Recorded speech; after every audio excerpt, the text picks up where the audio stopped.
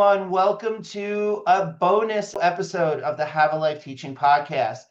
And we spend a lot of time talking about academics, but we also spend a fair amount of time talking about school culture, school climate, and how culture and climate could potentially affect student achievement. Today's episode, we're going to go a little bit outside of academics, and we're going to talk about dress code. Dress code is one of those issues in education that still riles a lot of people up. So I definitely think it's a useful conversation to have. And while the research does not yet indicate a strong association between student dress code and academic performance, yes, there are impacts on culture. But again, that connection with academics still has yet to be proven. There is research that suggests an association between how teachers dress and the way they are perceived by administration, as well as the parents of the children we serve. How do we marry the two? How do we have appropriate dress codes in schools while still validating an individual's personality? Because to be honest, many dress codes are biased towards what, let's say, a typical middle-aged white man might wear. So how can teachers still be stylistic, true to their own selves, while still conforming to a professional dress code?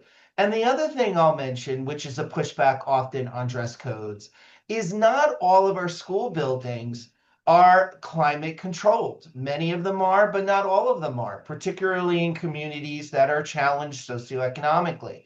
So wearing a suit and a tie if you're a man, or a long dress if you're a woman, that can be problematic, especially when you're working with students. This is why I'm really excited today to be joined by Carla Biasi, a personal stylist, talking about how to marry the two, how to be professional in our attire as educators while still validating and valuing the individual and the individual's needs. Carla, thank you so much for joining us today. Thank you for having me, John. This is always a very exciting topic for me because teachers are a little bit different than so many other working professionals. And the reason I say that is they're highly active. It can be a very physical job if they're teaching art, physical education, if they're working with younger students. A lot of times they're demonstrating. So they're up, they're down, they're moving. A lot of them are very active in their classroom. And a lot of times, too, it's set up. We forget what it's like to be outside of the classroom. They've got a lot of work before those kids come in and after they leave. This is a group of folks that have to be functional, yet comfortable. I always like working with my teachers. And I'm glad that you said functional yet comfortable, because that's definitely one of the pain points when it comes to adopting dress codes in schools. That's one of the main pushbacks that come forth, particularly because of what you said, Carla, that they're active, particularly our specials teachers, but really all teachers, especially if you're working with the younger kids. You're down on the floor with those kids all the time.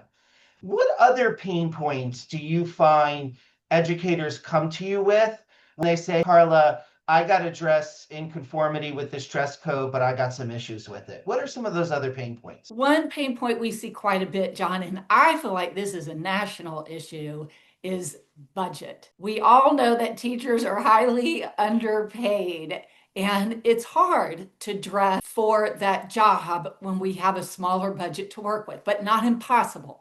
But this is a huge concern with my teachers. It's a question I get all the time. Carla, I just can't afford to dress the way I need to conform to dress code, but still be able to afford nice clothes, the kind of clothes that the school expects me to wear. We also want to address the point that there are different audiences that teachers work with. We immediately think they're working with children, but keep in mind, teachers can go from pre-K to college professors. They are dealing with parents. So think about how different that audience is than the kindergartner that they teach all day. They have to work with administration, school board, the principal. So we find that they struggle a little bit with wardrobe because they have different audiences. And sometimes in one day, they're dealing with all three. So how do we dress appropriately for three very different audiences, and especially in an 8-hour period?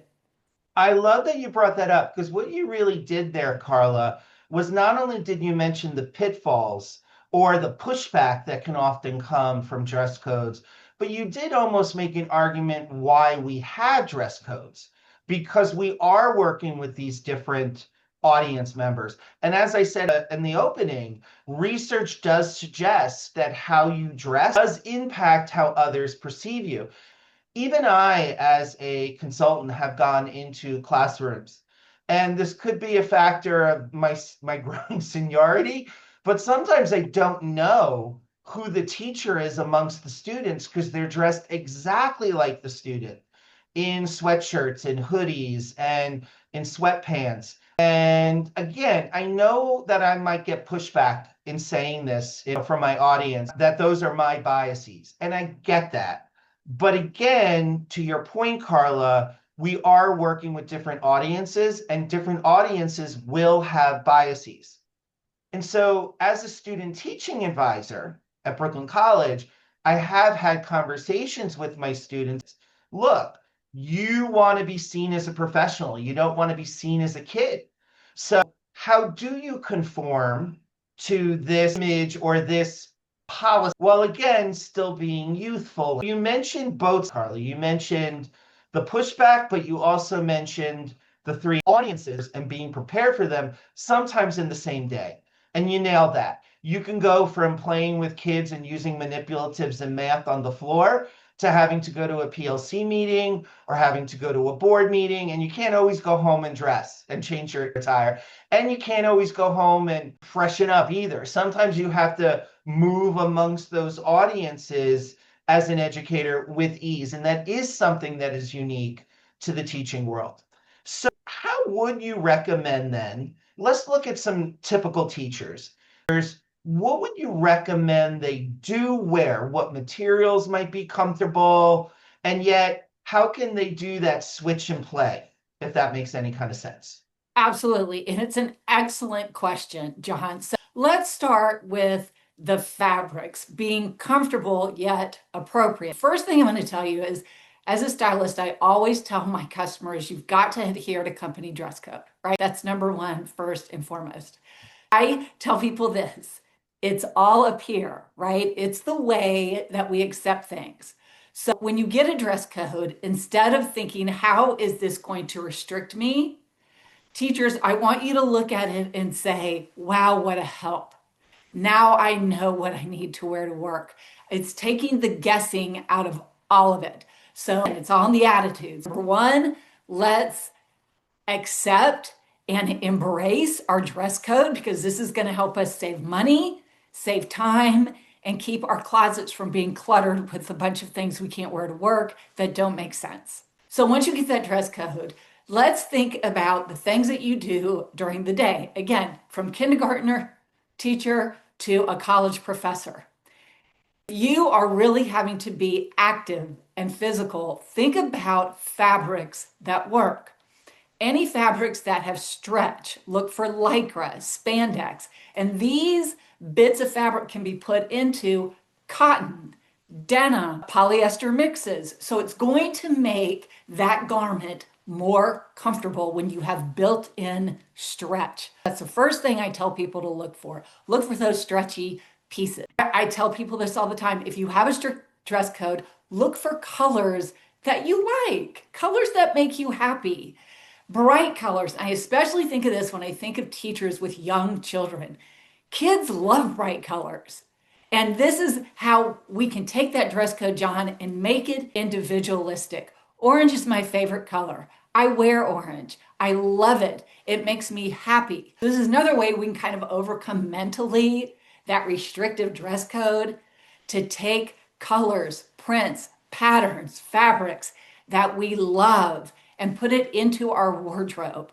That's going to make that teacher feel more confident and comfortable right off the bat. And the last thing is to look for those garments that are easy to move in. For ladies, I tell them to look for skirts. Sometimes skirts are a lot more comfortable than pants. For guys, I tell them to look for that kind of chino fabric, those khakis. A lot of them, again, have that built-in stretch, so my male teachers can get up and down off the floor, over to the board, walking over here, picking something up, in science lab, moving around. That's key, is to look for those stretchy types of fabric in those garments. They're going to be able to move and be a lot more comfortable. Carla, talking about the stretchiness for regardless of your gender. Are there any specific rules for someone who identifies as one gender or the other? Or are the rules that you just gave applicable to whomever you are? And absolutely, they're applicable to anyone. Now, for folks that are of a particular gender and choose that gender, I'm going to say again, go back to dress code. Your dress code at that school may be very specific and say, for people who identify as a woman, this is what we need you to wear. If you identify as a man, this is what we need you to wear. But here's the key. If you're always wearing clothes that are neat and polished and fit well, then that's half the battle right there. And that is for everybody. You and I both have on white shirts, right? That's the first thing we notice, is the white shirt with the collar. If you're wearing this type of garment, it has to be polished. No wrinkles, no fading, no bleaching, no tears and rips. And that goes for the pants and the bottoms as well.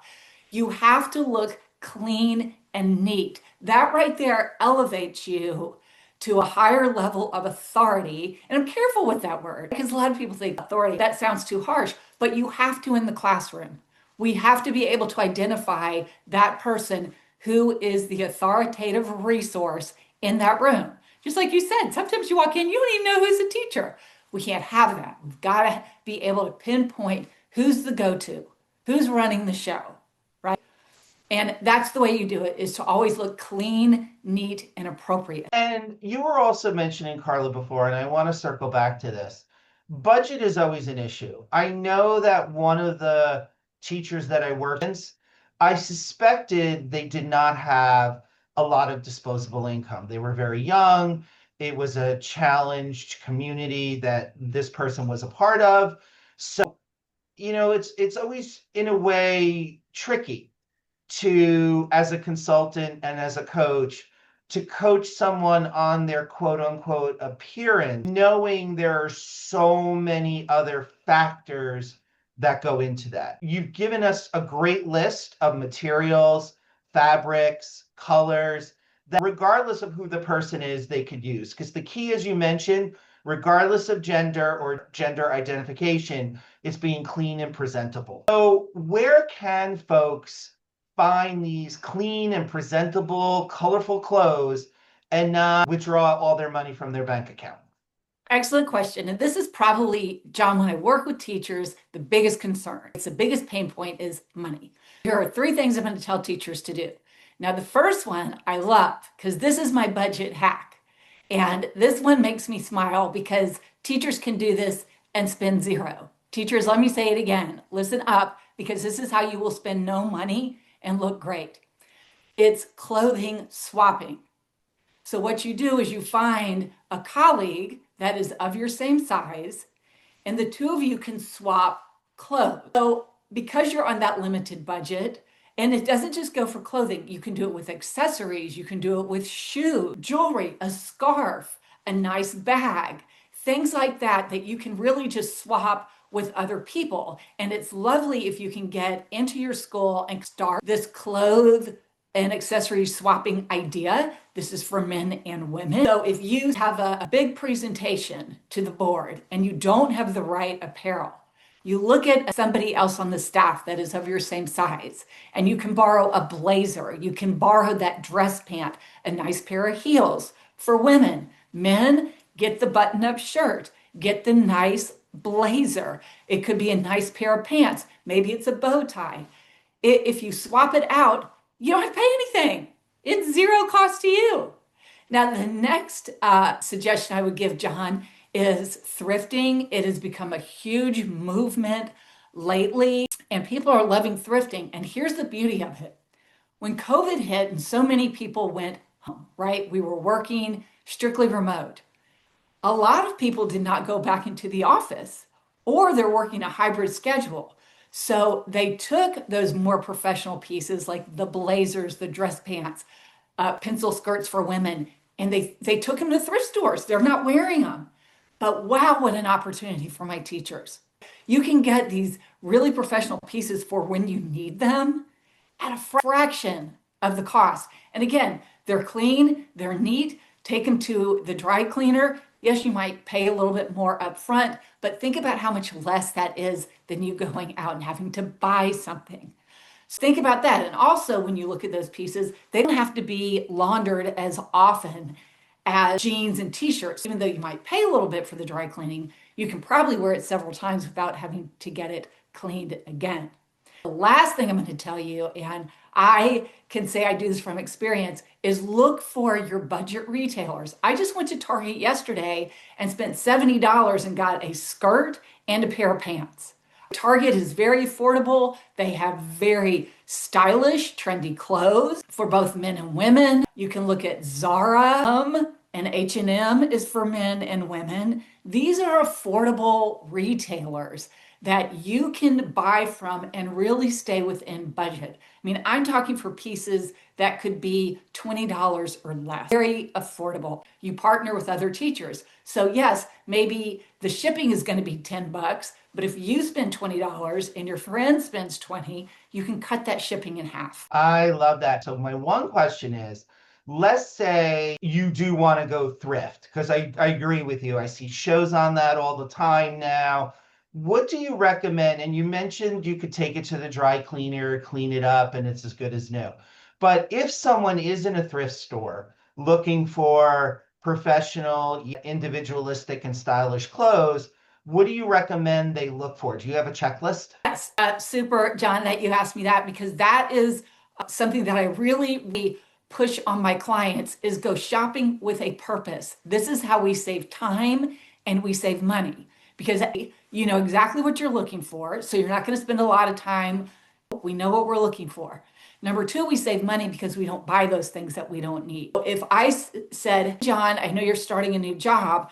I want you to put together a list of 3 things that you need. What are they? Maybe a button-up shirt, a lightweight blazer, and a nice neutral colored pant that you can wear for anything, the kids, the administration, or the parents. Now we have a list. Now we're going in with focus. We know what we're looking for. And I could give you the neutrals that you need. Or I could say, here's a color combo I want you to look for, because these colors will still work with other things.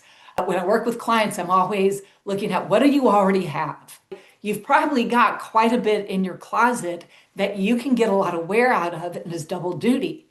So we're going to pick those items that can already work with what you have. And you actually more or less answered the second question I was going to ask, which is, if you don't have a buddy whom you could swap with, because I mean, I'm a large guy, so the chances of me finding someone my own size is pretty slim.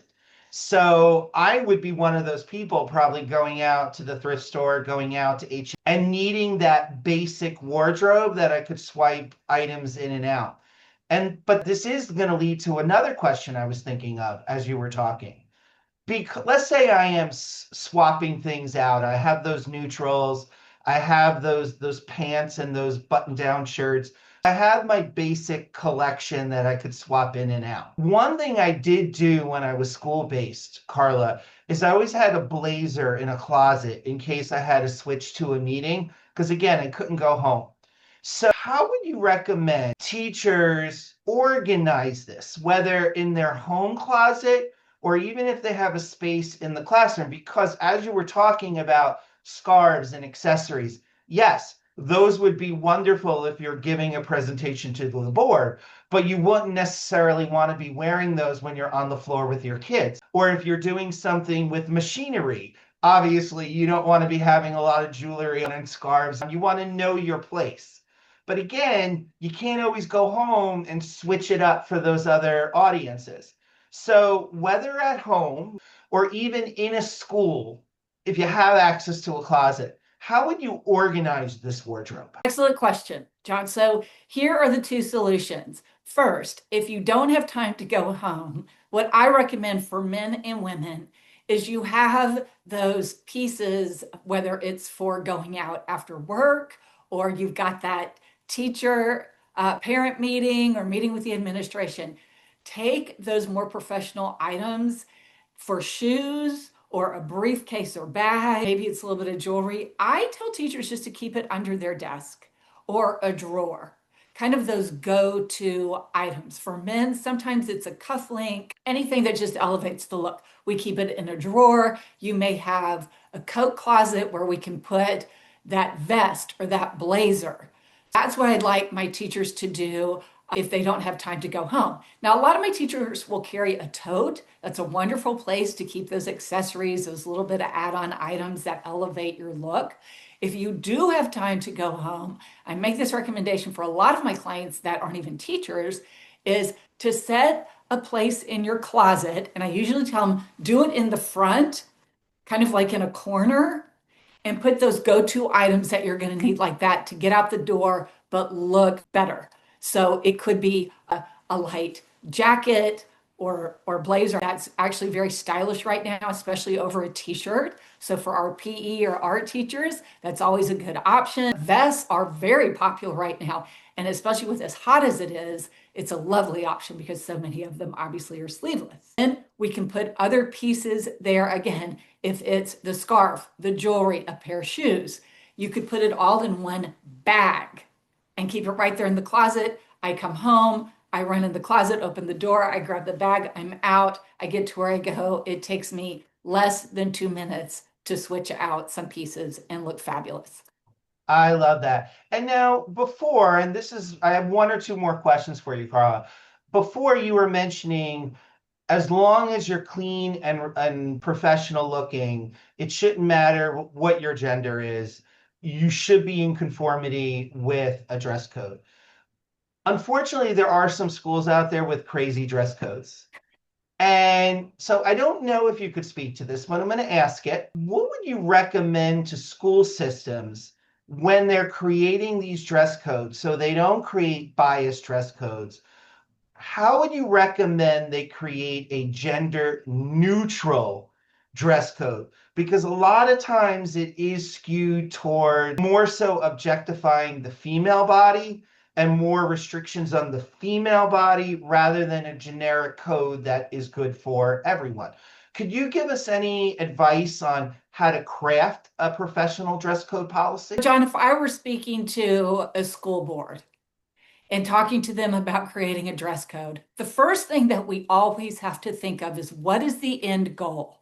What are you trying to achieve? Which I'm assuming it is to educate the youth, connect with them, and really setting them up for the future. Okay, so if that's the goal, then how do we create a wardrobe that speaks to that? They have to look professional.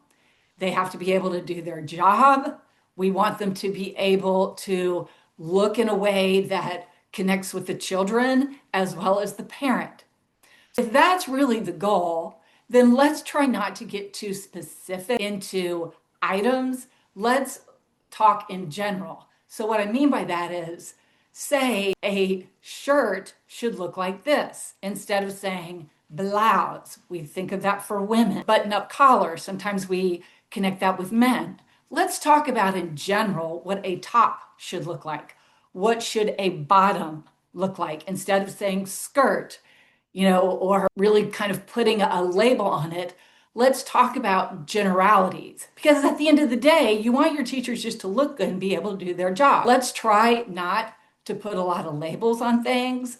Let's look at the overall picture and what we're trying to achieve. And at the end of the day, I think, John, what the school board really wants is for their teachers to look professional by looking clean, neat, polished, professional, and intentional. And I think intention is a key. I use that word a lot with my clients because as a teacher, dress with intention. Know what you're doing throughout the day. We're not just throwing on clothes to get out the door. And that goes for both genders. Right? Dress like you care because you know that's what you want your kids to look like. Even schools that have uniforms, you can see a difference between the way the kids dress. So set the example. But don't get too tied up in this color or this fabric or this garment. I love that. That's great advice. What about the showing of skin? A lot of dress codes talk about inches and amount of skin that can be shown or really can't be shown. How do you recommend a dress code be created, a professional dress code? In this case, we're talking schools. It could be any office where you acknowledge that, but you don't genderfy that, if that makes sense. Yes. And I think, as we're talking, John, like think of your PE teacher, right? This teacher is going to probably show more skin than your science teacher. So here's what I tell teachers in the school board. Remember, as a teacher, you're setting the example. You're the role model. So if your kids can't wear shorts that are shorter than the fingertip, we've seen the fingertip rule, then you shouldn't be doing that either. And school is not a place for us to really pull out feeling flirty or maybe a little cute and sexy. And, we all have that side of us. There's a time and a place for everything. But let's remember, we want our students focused on academics. Yes, in certain situations, shorts could be appropriate. But do they have to be in the school? Do we have to wear them to class? Probably not. There are other styles that our men and women can wear in the classroom and still look professional and set the example. And I think that's key. You've got to remember you're the authoritative resource in that classroom. Carla, what did we not discuss that you want our listeners to know? The one thing, John, that I love all of my clients to hear in my audience is please make sure that you love the way you look. We're going to approach that with a positive attitude to say, here's a fantastic guideline that's going to help me pick my wardrobe for work. But wear those colors and prints and textures and fabrics that bring you joy. There's a term that we use called dopamine dressing. And what that means is the way that you feel is dependent on what you wear. And it's true, it's scientifically proven. So it's not Dr. Carla that's telling you, it's been proven by doctors and scientists. So keep that in mind. Wear what you love because that's what's going to exude from you and really connect with your students, teachers, and administration. That is a wonderful ending quote that I hope people take away from the podcast.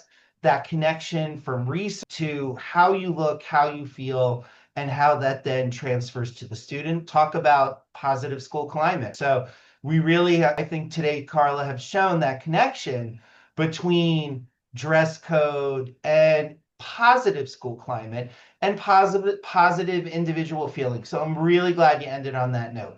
Carla, where can people find out more about you and the work that you do? I am on LinkedIn and Facebook under Carla Biasi. I am also on Instagram and TikTok under FabFit 50 plus styled by Carla. I also have a subs account, so if you go there and search the Closet Queen, you'll find me. I love it. Carla, thank you so much for your time today. This has been a very informative conversation. And at the time of recording, we're in the middle of summer. I know teachers are going to be starting to think about their wardrobes for the coming fall. So hopefully this is timely. And even if you're accessing this, folks, at a different time of the year, hopefully you got some great ideas out of it that you could swap into your wardrobe no matter what time of the academic year it is. So, Carla, thank you again for your time. Thank you, John. I really appreciate this opportunity.